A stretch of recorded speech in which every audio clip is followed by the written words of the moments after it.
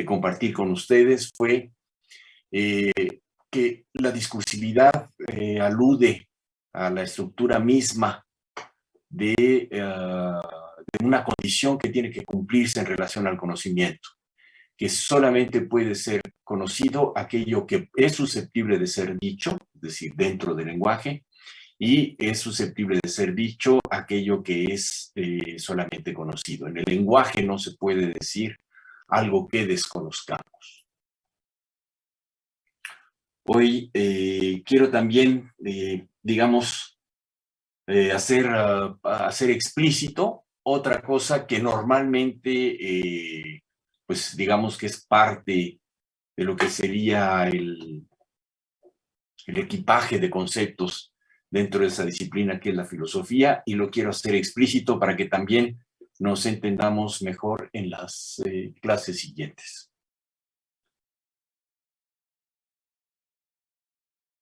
Lo voy a escribir.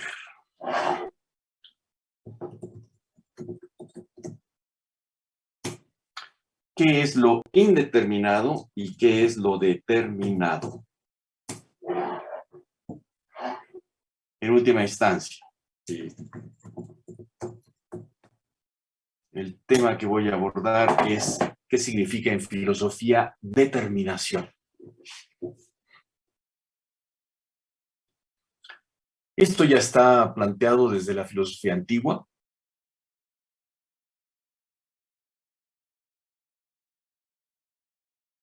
Primero, la determinación es una actividad que lleva a cabo una instancia que se llama sujeto.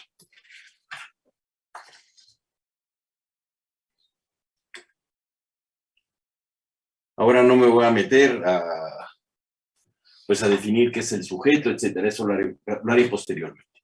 Simplemente hay una instancia que se llama sujeto, que es justamente la instancia a partir de la cual se desarrolla esa actividad que significa conocer. Conocer a su vez significa llevar algo desde un territorio, llamémoslo así, desde un territorio que es el territorio de lo desconocido, llevarlo hacia un territorio que es justamente el territorio de lo conocido. Esto que estoy diciendo, que parece de verdad una tontería, vale la pena de verdad hacerlo explícito por una razón. Porque el conocimiento, toda forma de conocimiento, en realidad una de las cosas que implica es el paso. El paso de una situación, la situación de no conocido, a la situación de conocido.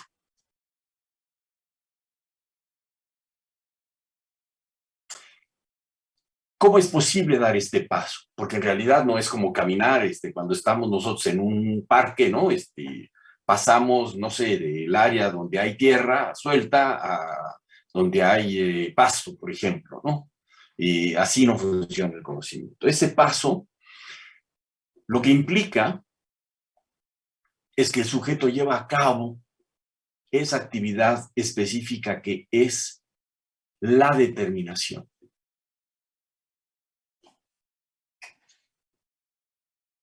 Esto que están ustedes viendo, que se llama bolígrafo, y ustedes me están entendiendo cuando yo digo esa palabra bolígrafo y estoy señalando este objeto,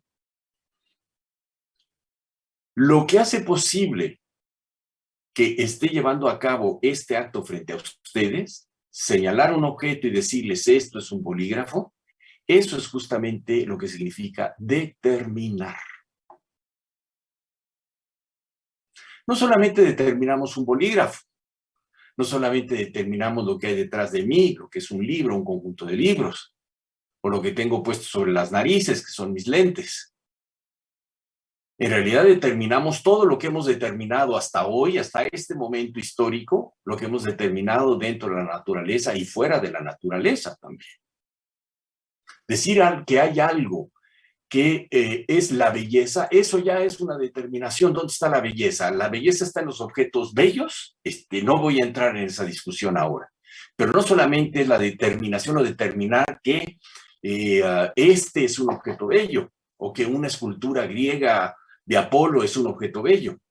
También somos capaces de hacer determinaciones completamente abstractas, que no tienen ninguna referencia directa a un objeto o alguna experiencia, como es el caso, por ejemplo, determinar lo que es la belleza.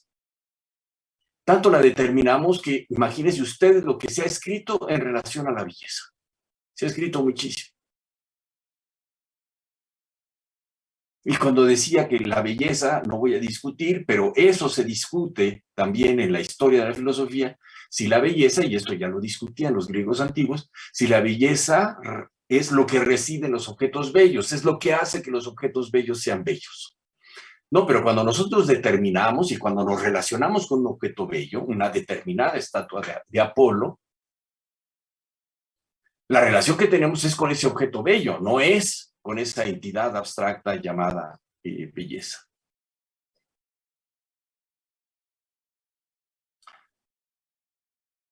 Primer cosa que me interesa subrayar. La posibilidad misma de conocer es la posibilidad de determinar la nube como nube, el monte como monte, el bolígrafo como bolígrafo, el lente como lente, y así los lentes como lentes, y así sucesivamente. Por consiguiente, cuando dije conocer es dar el paso de un territorio que es el territorio de lo desconocido, de lo ignoto, a otro territorio que es el territorio de lo conocido, en realidad lo que estaba diciendo y lo que significa, en última instancia, es que es el paso de lo indeterminado a lo determinado.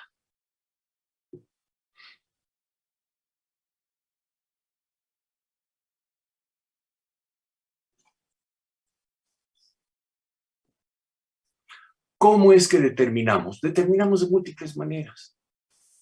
Por ejemplo, señalamos ciertas cualidades de los objetos, que eso, ¿no? Una nube, por ejemplo, la determinamos como un cuerpo, ¿cuándo se me ocurría decir? Esponjoso, por ejemplo, ¿no? Bueno, eso es una determinación.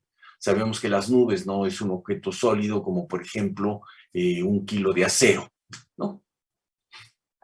Y la dureza sería una determinación, por ejemplo, en relación a ese kilo de acero. Entonces, hay múltiples maneras de determinar.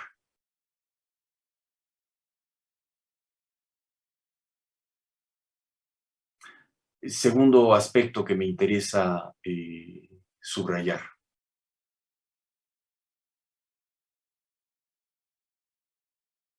Nunca es del todo, digamos, no ocurre para siempre ese paso de la indeterminación a la determinación. Podemos alcanzar un cierto grado de determinación en relación a los objetos del mundo, a un conjunto de objetos del mundo, pero esa determinación puede en última instancia diluirse o parte de ella. Es decir, cuando se alcanza lo que podríamos llamar un estado de conocimiento, no es para siempre haber alcanzado ese estado de conocimiento. En el conocimiento también, en la determinación, también hay involuciones, damos pasos atrás. La física de la física de Aristóteles o la física de Descartes, que sostenían un conjunto de propuestas como verdades indiscutibles, pues llega un señor llamado Isaac Newton, ¿no? Y propone una nueva concepción física del universo físico que da al traste con esas concepciones del mundo, tanto la aristotélica como la cartesiana.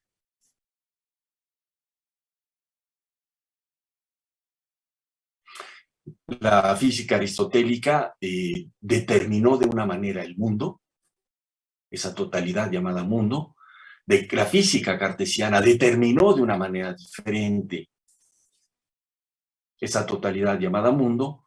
La física newtoniana la determinó de una manera diferente y después, lo que vendrá en el siglo XX, la física relativista la determinará de una manera diferente.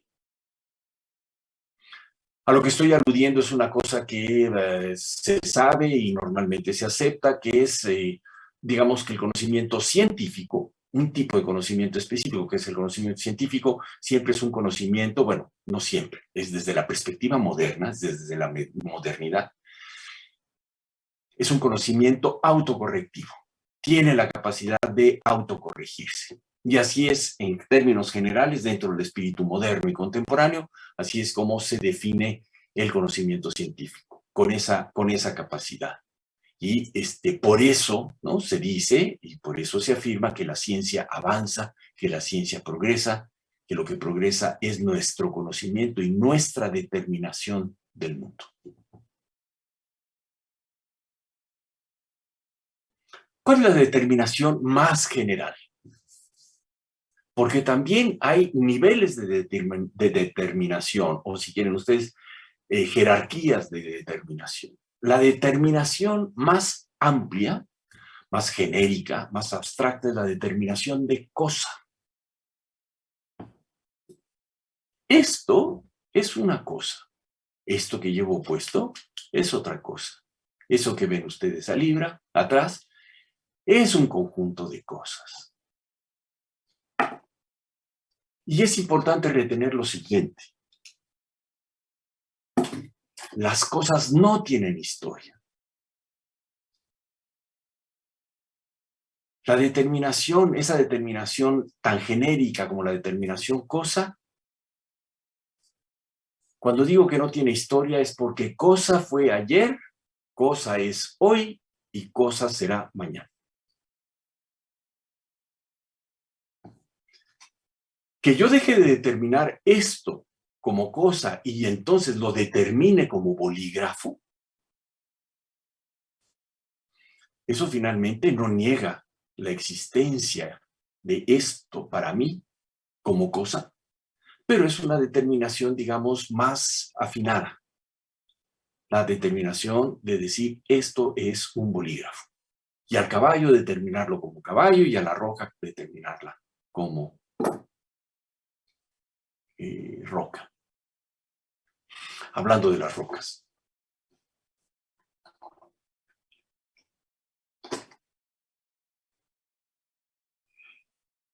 Eso que nosotros determinamos como objetos en el mundo, nube, planta, en fin, ¿no? El animal, un jaguar, un león, una pantera, y así sucesivamente, esto sería interminable. Nosotros somos los únicos que llevamos a cabo la determinación del mundo. Sí, claro, somos los únicos. Porque esto sería un tercer elemento que me interesa subrayar. Toda determinación siempre es para nosotros.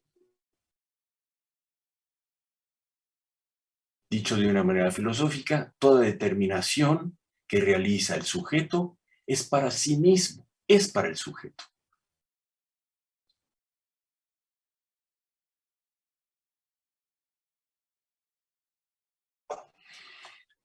Fíjense que hay dos momentos, y estoy utilizando esta palabra momento, porque después voy a explicar por qué la utilizo, no es casual. En un primer momento, el sujeto determina los objetos del mundo y los determina en su especificidad y los determina para sí.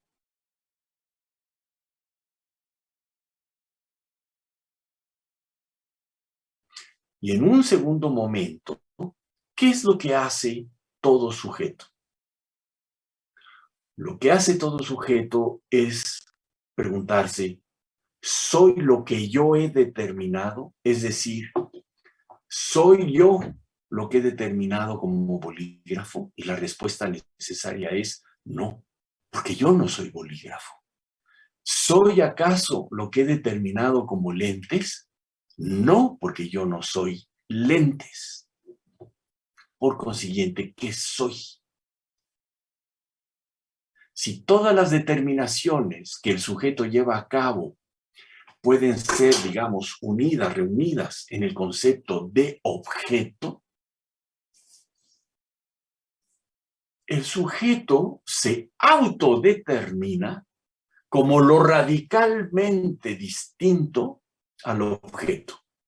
Y esa distinción radicalmente diferente es el vocablo sujeto. Lo que sí soy es sujeto. No soy nube, no soy caballo, no soy bolígrafo, no soy lentes, no soy libro, nada de eso que he determinado como mundo.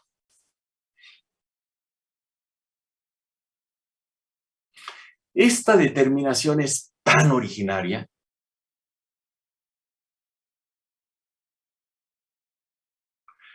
que si la rastreamos históricamente, esto es justamente lo que da, digamos, principio en la tradición occidental, que eso es de lo que estamos hablando, en la tradición occidental, eso es lo que da pie, eso es lo que da comienzo a eso que llamamos conocimiento.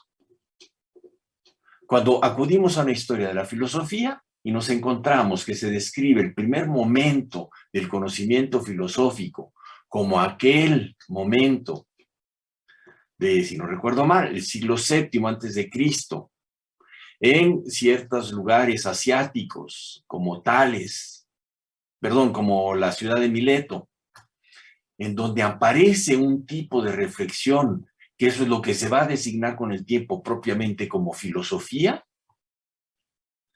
en nuestra tradición y en nuestra historia occidentales. Ese es el primer momento cuando aparece esa determinación del mundo justamente como un mundo. En el concepto, y se los escribo, de la physis. La physis en esos antiguos griegos quiere decir algo más que mundo. Es en realidad el conjunto de todo lo existente. La palabra mundo es una palabra ambivalente porque en diferentes épocas tendrá diferentes significados. Y para ser un poco más exactos, en esa tradición griega antigua, en realidad es la palabra, o sea, claro que se utiliza la palabra physis, que remitiría, no es del todo exacto, pero remitiría al mundo físico, pero también esa tradición emplea la palabra cosmos, ¿no? De donde viene nuestra palabra cosmos, que cosmos significa orden, es decir, significa la concepción de la totalidad como algo ordenado.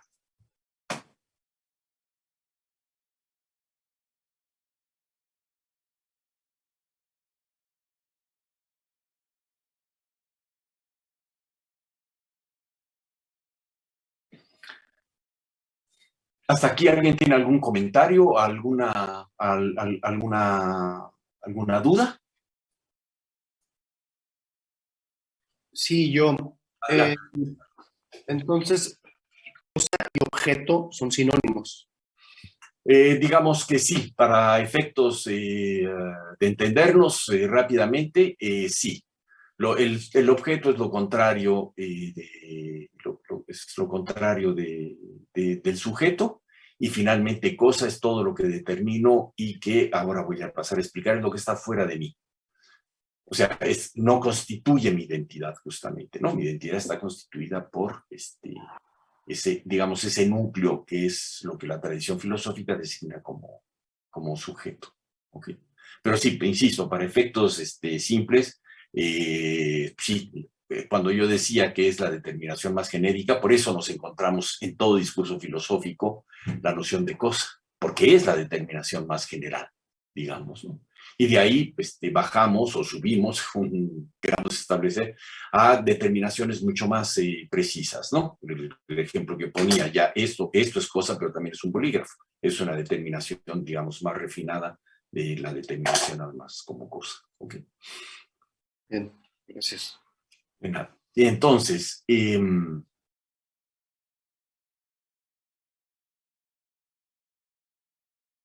yo hace un rato les decía, utilizo la palabra momentos porque no es casual utilizar esos momentos.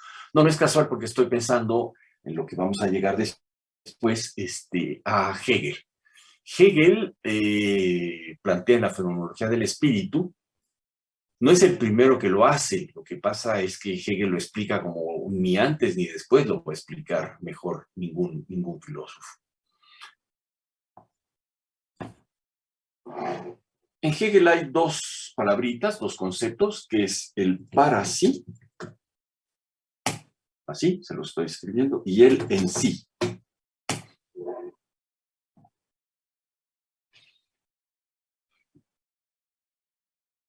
Aquí vamos a meter otro elemento. ¿Qué es el para sí? En Hegel, el para sí es sinónimo de conciencia.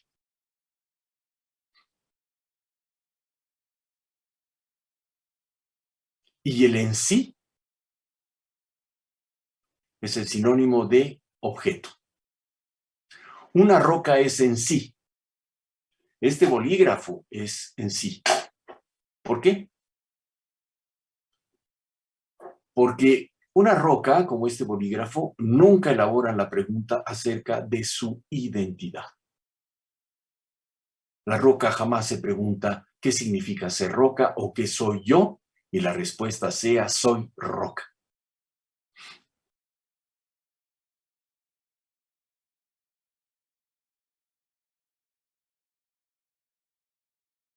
El para sí es el que sí es capaz de plantearse esa pregunta. La pregunta ¿qué soy? Que es una pregunta sobre ¿cuál es mi identidad?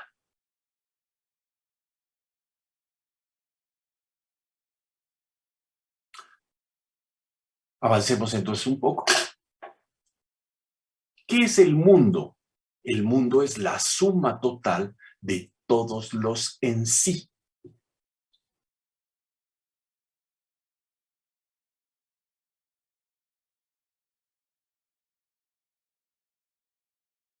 Pero el mundo, determinado como mundo, como totalidad, siempre es un para sí.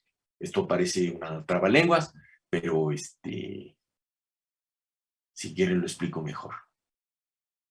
El mundo es mundo en la medida en que es mundo para nosotros.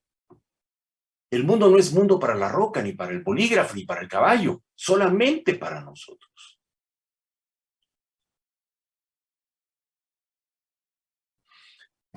Esta concepción, es decir, esta forma de ir describiendo eso que se llama conocer la realidad, eso es algo que Bataille heredó de Hegel, no le puso grandes problemas a esa forma, digamos, de describir ese proceso. ¿De acuerdo? Por eso lo que estoy haciendo es mezclar finalmente a Hegel y Bataille en este punto. Ahora bien,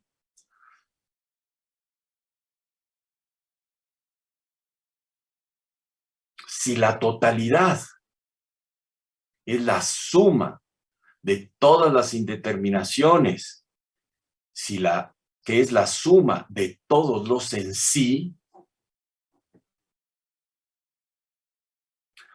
pues se impone una conclusión lógica. La normalidad es la indeterminación.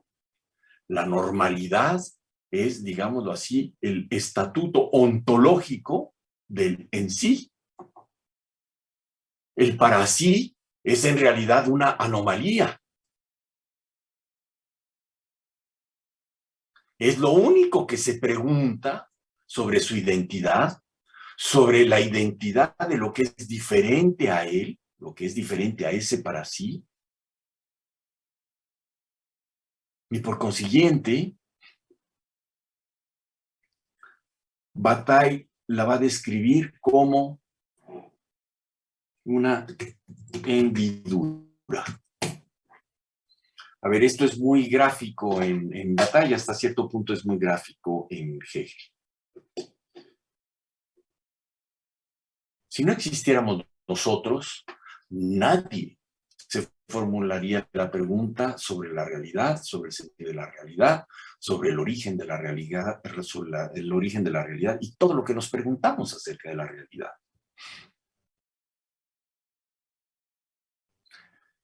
Eso es el universo, eso es el reino de la indeterminación. Pero no por eso la roca deja de ser roca. Lo que pasa es que la roca no sabe, nunca sabrá que es roca.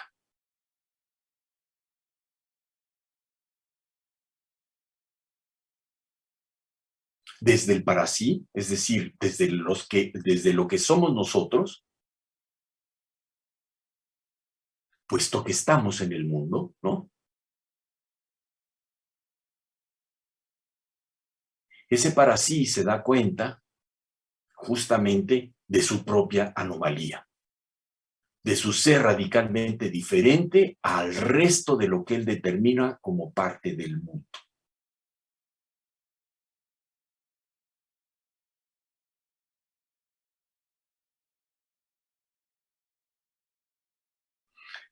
El mundo, para decirlo de una manera gráfica,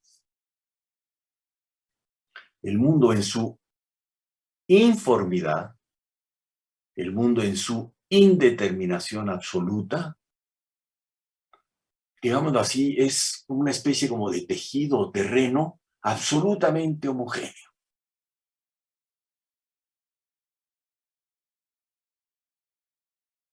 Y de pronto, en un momento determinado, dentro de esa homogeneidad, por eso escoge esta palabra Bataille para referirse al sujeto, aparece una hendidura, es decir, un rompimiento de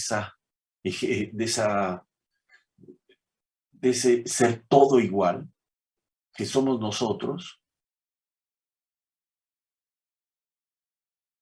preguntándose sobre sí misma, estoy hablando de esa hendidura que somos, preguntándose sobre sí misma, preguntándose sobre el mundo y preguntándose cuál es el sentido de eso que llama realidad.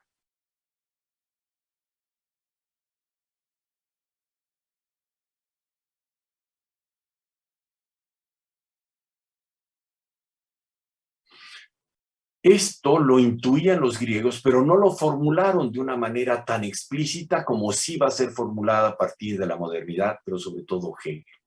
La filosofía es posible como una forma específica del conocimiento.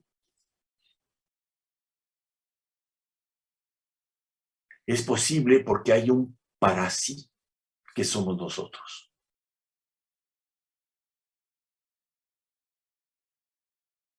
Si nosotros, la realidad existiría, pero indeterminada. Es decir, nadie sabría de ella y nadie se preguntaría nada acerca de ella.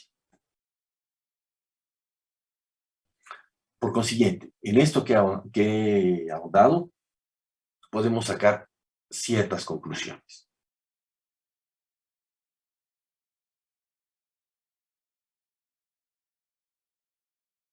La primera,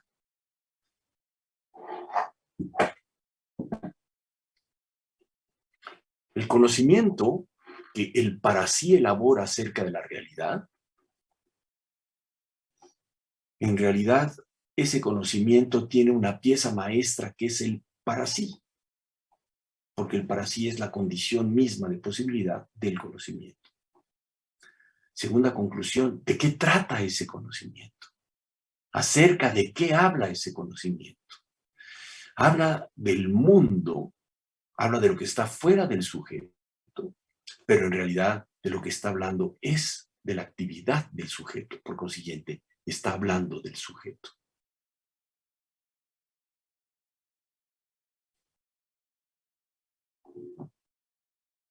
Lo voy a explicar de otra manera.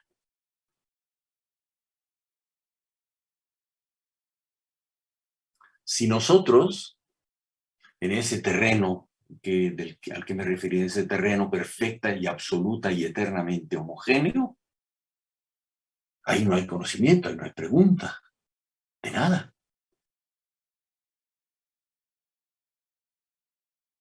Es el terreno, insisto, de la pura indeterminación.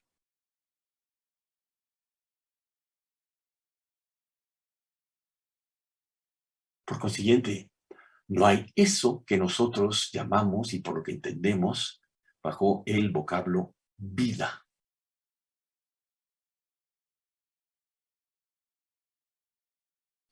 Eso no significa que aquello esté muerto, simplemente está indeterminado.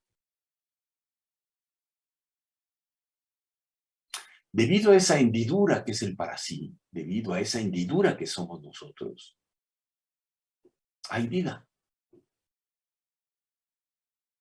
Claro, y entonces, a partir de ese núcleo que somos, empieza a parecer que la pantera tiene vida, que la planta tiene vida, y así sucesivamente, aquello que tiene vida, que no pertenece al mundo inerte, ¿de acuerdo? Y finalmente el para sí elabora todo lo que hemos elaborado en relación a la vida. ¿Qué significa conciencia? En términos muy concretos. No solamente aquello que vive, sino que sabe que vive. Decir que un venado no tiene conciencia, pues eso tiene todo el sentido del mundo. Porque no cumple, digamos, con todas las condiciones que hemos establecido como condiciones del conocimiento. El venado puede saber que está vivo, que vive. Puede saber acerca de sus emociones, acerca de sus sensaciones, evidentemente. Pero bueno, eso no lo elabora en un lenguaje que pueda ser compartido. Posiblemente lo pueden entender los individuos de su propia especie, pero seguramente no lo van a entender los gusanos, como tampoco nosotros lo podremos entender.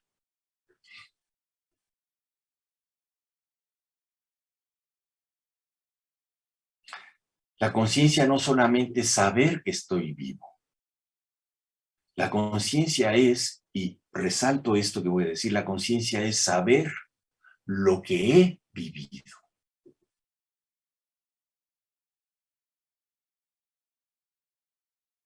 Hay un paso enorme,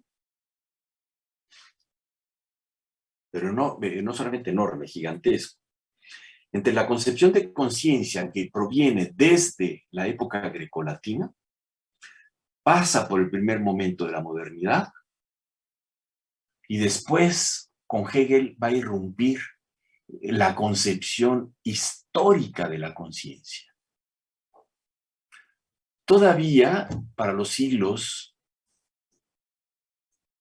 XVI, XVII y una parte del XVIII, la conciencia, es decir, el para sí, es algo, pero que no tiene historia. Es algo eterno en el sentido que está desde siempre y es para siempre. Y toda la teoría del conocimiento que se elabora justamente en la modernidad, a partir del Renacimiento hasta la segunda mitad del siglo XVIII, esa conciencia no tiene una historia, por consiguiente, el sujeto no tiene historia. De lo que habla toda esa teoría del conocimiento es de un sujeto ahistórico. Esto no es un paso que ocurre de un día a otro, pero justamente una de las cosas positivas de ese momento de la Ilustración, la segunda mitad del siglo XVIII, es que empiezan a darse los primeros vislumbres de una concepción histórica, historicista de la conciencia. Y eso es justamente lo que va a terminar de cuajar en la concepción hegeliana.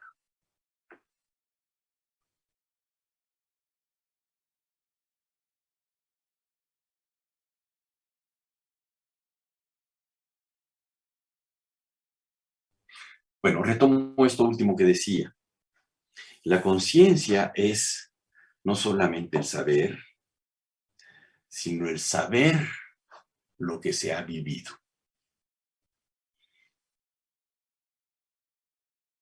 Y así el para sí o la conciencia puede construir entonces el sentido de su vida.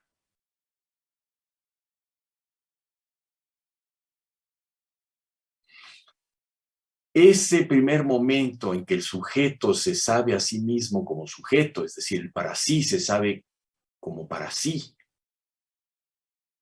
distinto del bolígrafo, distinto de cualquier cosa, distinto de cualquier determinación que no sea su determinación como sujeto.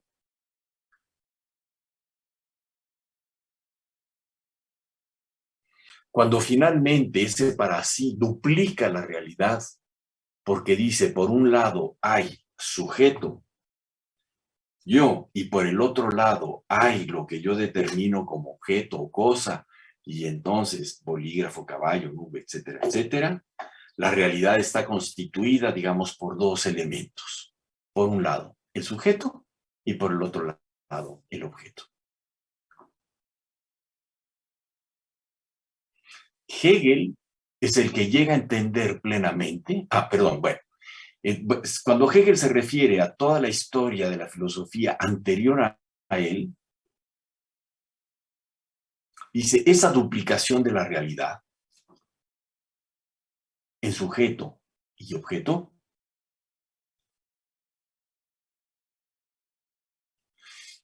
eso Hegel lo llamó alienación.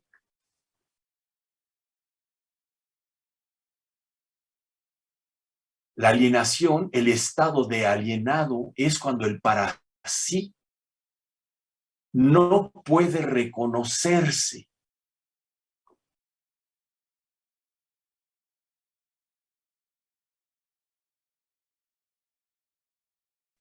Lo que Hegel va a explicar, y lo va a explicar en un sentido histórico,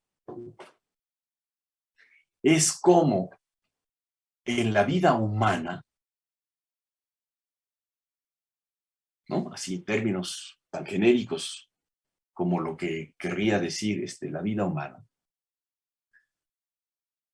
pasamos de un estado de alienación, donde había esa realidad, insisto, duplicada, a el momento en que finalmente el sujeto se da cuenta que cuando está determinando la realidad como la suma de los objetos o de los en sí, el objeto es parte del sujeto. ¿Por qué es parte del sujeto? Porque este bolígrafo es parte de mí, como sujeto o como para sí. Porque existe en tanto que bolígrafo solo para mí, es decir, para mi conciencia. La conciencia no es algo que se tiene, la conciencia es identidad. Somos conciencia porque producimos esta duplicación y hemos sido capaces históricamente de darnos cuenta de que el objeto también es el sujeto, porque el objeto está determinado como tal por él para sí. Esto que acabo de explicar es lo que Hegel llama espíritu. Es exactamente esto. Es la vida consciente, el espíritu es la vida consciente que sabe, que vive, que ha vivido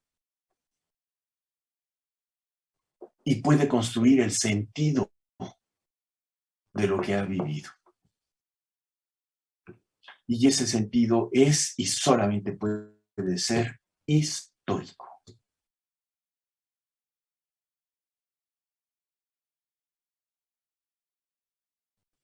Entonces, ojo, en Hegel espíritu no alude a nada de lo que puede aludir el concepto de espíritu dentro de una religión, mucho menos el sentido que tiene el cristianismo, en el catolicismo, nada, absolutamente nada. Significa eso que les he explicado. Es la vida consciente de sí misma. Y los dos grandes momentos de la vida consciente de sí misma es cuando la vida está alienada, teniendo la seguridad plena de que la realidad está duplicada en ese binomio sujeto-objeto, y después, por una serie de circunstancias justamente históricas, esa vida consciente da cuenta que la realidad que hay es espíritu, es decir, esa vida consciente ya no alienada. El espíritu, bueno, entonces, a ver, voy aquí por partes. La fenomenología del espíritu es la vida del espíritu. La vida del espíritu no de términos vaporosos, es la vida histórica del espíritu, es decir, la vida de su desarrollo histórico, la vida del espíritu, su desarrollo histórico. No puede tener otro tipo de desarrollo. ¿Por qué es una fenomenología? Esa es la pregunta, porque eso después lo retomará la fenomenología del siglo XX, o sea, comenzando por Husserl y después Heidegger, y después los que siguen, fenómenos como Merleau-Ponty, por ejemplo, ¿no?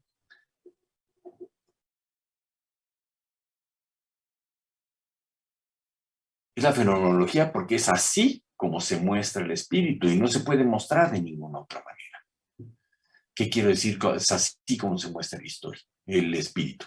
Se muestra históricamente el espíritu. ¿A través de qué? Bueno, valga la redundancia, de una vida histórica. La vida histórica que es su propia vida histórica y no hay otra. ¿De acuerdo? En ese sentido, Hegel construye la gran conjunción de todo el saber humano. Una conjunción que, en el sentido de Hegel, no solamente es la vida informe, es decir, indeterminada, eso que llamaríamos, y que bueno, que la tradición, no nosotros, la tradición llamó naturaleza, la naturaleza como la suma de los en sí inanimados, por llamarlo de una manera,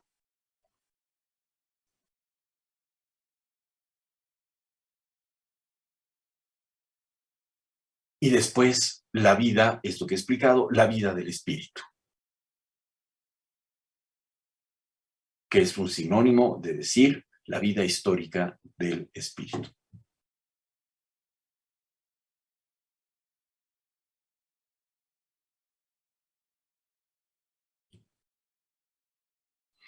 Hegel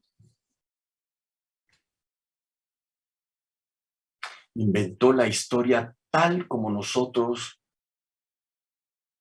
en Occidente la entendimos durante todo el siglo XIX y una parte del siglo XX. Voy a explicar, voy a explicar esto que acabo de decir. El tipo de historia que nos enseñan en el colegio está profundamente influida por la concepción hegeliana de la historia. Hegel es el primero que construye eso que se llama historia universal.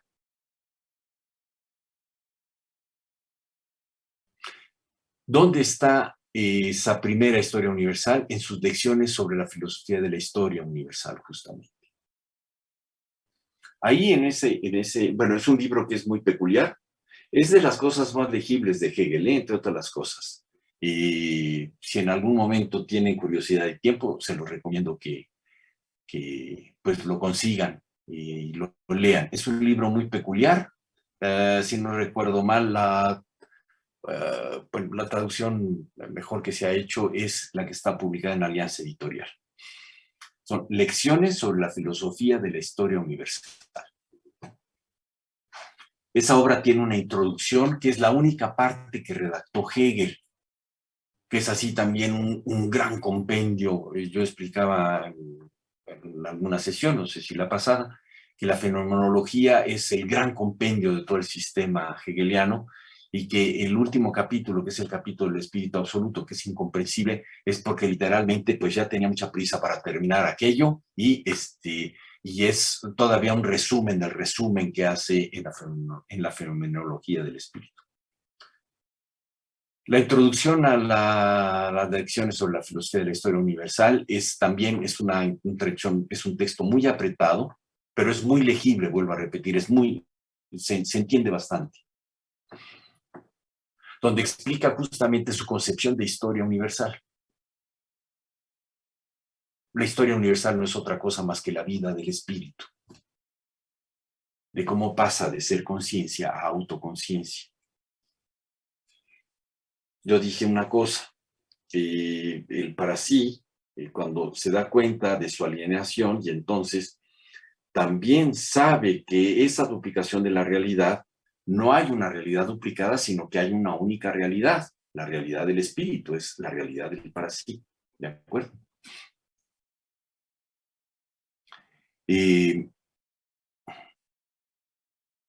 Se me fue lo que iba a decir. A ver, voy a regresar a esto me voy a acordar, esto de las lecciones. Entonces, que inventó la historia universal.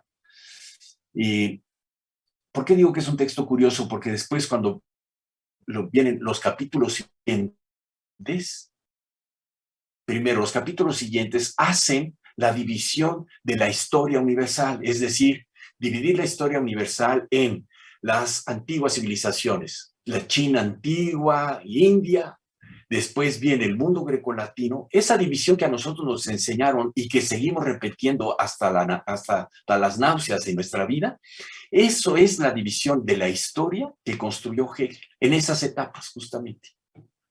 ¿De acuerdo? Eso está en las lecciones. Y después la otra cosa peculiar es que, decía yo, la introducción solamente la redactó Hegel, porque el resto, que es la mayor parte del libro, lo que es la descripción de cada una de las etapas históricas, ¿de acuerdo? Eso fue escrito por un grupo de alumnos de Hegel, en sus notas, que tomaban en sus notas en los cursos que dio Hegel acerca de ese tema.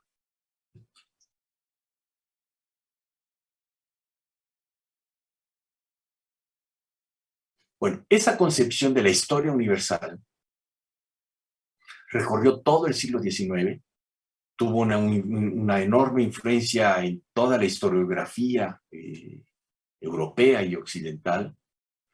Por eso los alemanes fueron pues, los historiadores más importantes, ¿no? Del siglo XIX. Y esa, digamos, corriente, esa concepción de la historia universal se termina por ahí de los años 20 y 30, cuando aparece en Francia un movimiento de historiadores que se llama los escribo, la Escuela de los Anales. No me equivoqué en Anales con doble N, porque eso es en francés. Era la revista Les Annales, era la revista que publicó, que empezaron a publicar ese grupo, en donde empezaron a dar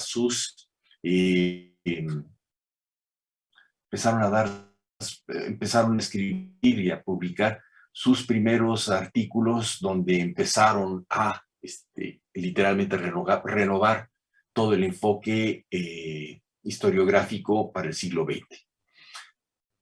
La Escuela de los Análisis es lo que inició aquello que se llama microhistoria.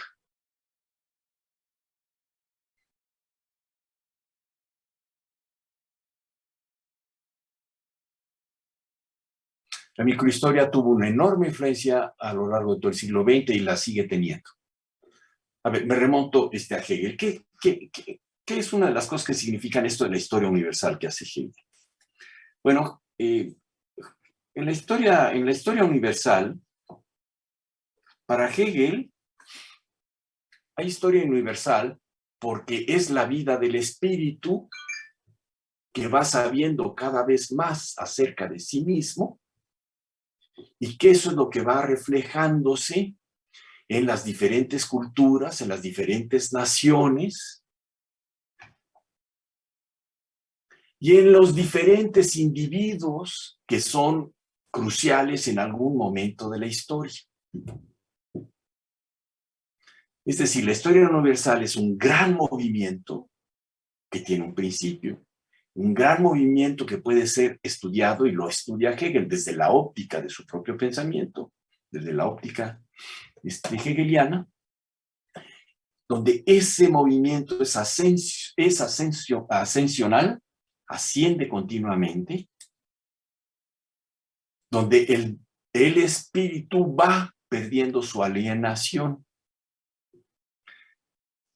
¿Cuál es el elemento más importante en la historia universal? Pues el espíritu. ¿Qué son esos grandes hombres de la historia? Alejandro Magno, Napoleón, Julio César, etcétera, etcétera, etcétera. Para Hegel son solamente instrumentos del espíritu. Son aquellos individuos cuyo valor en realidad es prácticamente nulo, sino que su valor estriba en el hecho de que se convierten, entre comillas, en voceros de lo que el espíritu vive y de lo que el espíritu sabe acerca de sí mismo. Se me ocurre el ejemplo así más a mano. Napoleón. Napoleón, pues sí, es un fenómeno histórico importantísimo, rediseñó en los primeros 20 años del siglo XIX toda la geopolítica europea y además del mundo, ¿no? Aunque su actuación directa se centró en Europa. Las decisiones que tomó, decisiones militares y políticas que tomó Napoleón, pues fueron absolutamente cruciales para determinar el rumbo de la historia, no solamente en el periodo en el que vivió, o que fue primero cónsul y después emperador, sino la política napoleónica, pues tuvo una enorme influencia después en las décadas que siguieron, ¿no? Una vez el muerto.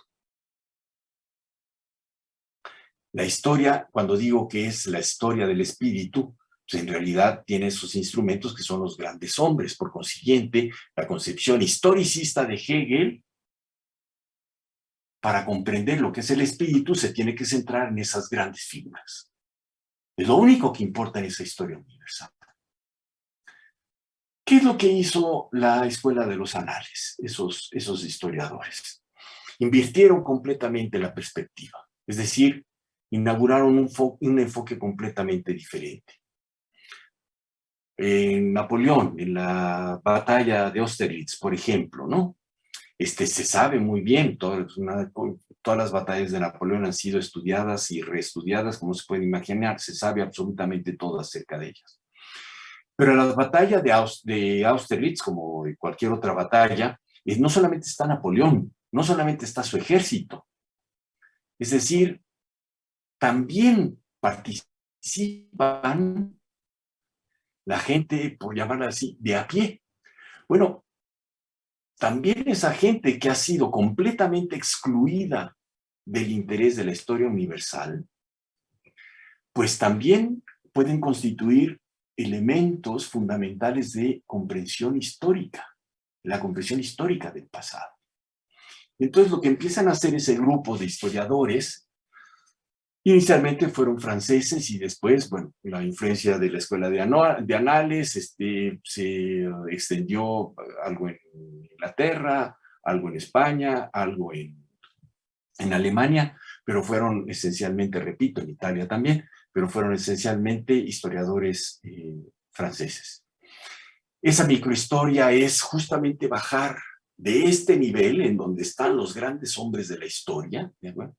Bajar al nivel para empezar a entender, por ejemplo, se me pueden ocurrir muchísimos ejemplos. A ver, en la Edad Media, en la Edad Media, por ejemplo, los historiadores alemanes, porque los hay, los historiadores alemanes que estudiaron la historia del papado hasta el momento histórico del siglo XIX, pues también compartían este criterio que he explicado de Hegel, de ese gran movimiento, ¿no? Entonces, del papado y la injerencia política del papado que efectivamente tuvo a lo largo de siglos y siglos y siglos en la política europea, ¿de acuerdo? Bueno, pero no solamente, por así decirlo, en la Edad Media hay papas, no solamente en la Edad Media hay cardenales, con una vida pues muy plena, llena de riquezas, llena de grilla política, etcétera, etcétera. También hay unos campesinos. Y también vale la pena estudiar qué era la vida de un campesino. Pero un campesino en Francia, pero espérense, a ver, eso es una equivocación enorme, porque los campesinos del norte de Francia no vivían de la misma manera que los campesinos del sur de Francia. Entre otras las cosas, porque en el norte de Francia los meses de invierno hace un frío que uno se pela. Y en el sur de Francia son unas condiciones, para comenzar, climatológicas muy diferentes. Entonces, se llama ese enfoque microhistórico porque literalmente empieza a bajar su punto de interés a las formas como en cierta región del norte de Francia, ciertas formas de cohesión social que se dan, por ejemplo, en las comunidades de campesinos. ¿Cómo se llevan a cabo sus rituales sociales que son fundamentales para toda comunidad? Por ejemplo, ¿cómo se casan? ¿Cómo ocurren los sepelios? ¿Cuáles son las fiestas no solamente religiosas, sino también, si las hay, las fiestas cívicas? ¿Cómo festejan, por ejemplo, el recoger una cosecha, etcétera, etcétera? Esto lo estoy poniendo como ejemplo. Dentro de la Escuela de los Anales, la diversificación de intereses fue pues muy grande. Les voy a escribir algunos nombres.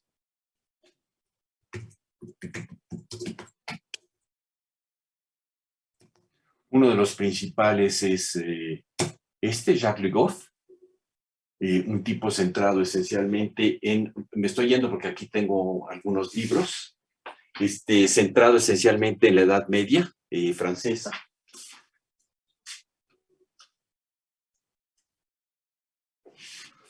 Por ejemplo, una obra que también es padrísima de Jacques Le Goff es El nacimiento del purgatorio.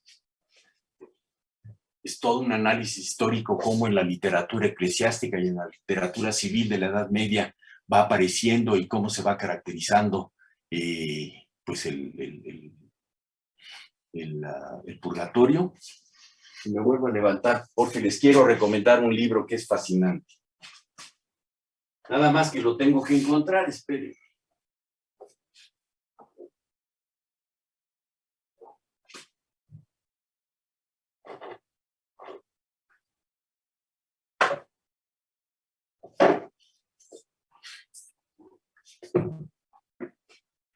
Otro fue de los primeros iniciadores fue, aquí se los escribo.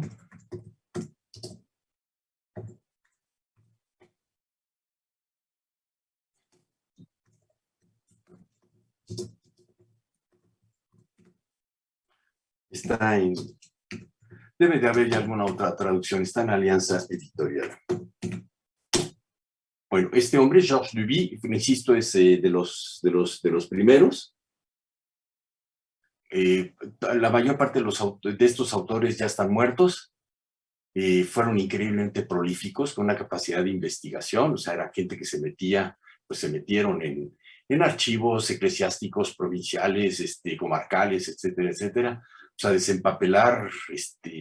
desempolvar pues, legajos históricos que ahí llevaban siglos dormidos. Una de las características, les recomiendo este libro, además de que es apasionante, no están leyendo un típico libro de historia. Una de las cosas que también marcó esta escuela de los anales, este enfoque de la microhistoria, es que varios de esos historiadores fueron increíbles escritores. Este libro específicamente es uno de los primeros libros que abre toda una vertiente también para el siglo XX de asumir la escritura de la historia como una escritura literaria.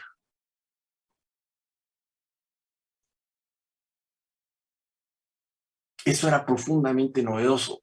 Antes a nadie se le había ocurrido. Guillermo el Mariscal, que es un personaje medieval francés, en muchos momentos uno no sabe si está leyendo un libro de historia o está leyendo una novela. Yo no digo que esta generación de historiadores hayan inventado la novela histórica, pero su obra dio un gran empuje al desarrollo de la novela histórica en el siglo XX y en el siglo XXI, lo que llevamos.